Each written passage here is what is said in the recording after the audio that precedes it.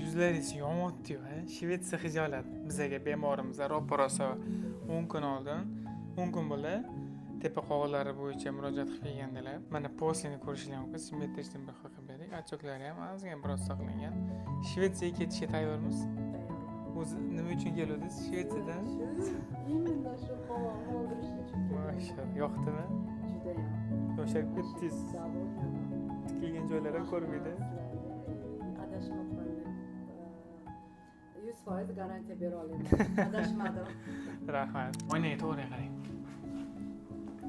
Nima bo'ldi? Shunda achchoklarimiz o'zi bir oydan ancha ketadi. Tikilgan joylarimiz ko'rinmayapti. Lekinlarimiz tashqi o'g'illarimiz qarang chiqib ketmasdan turib ko'tarib berganmiz.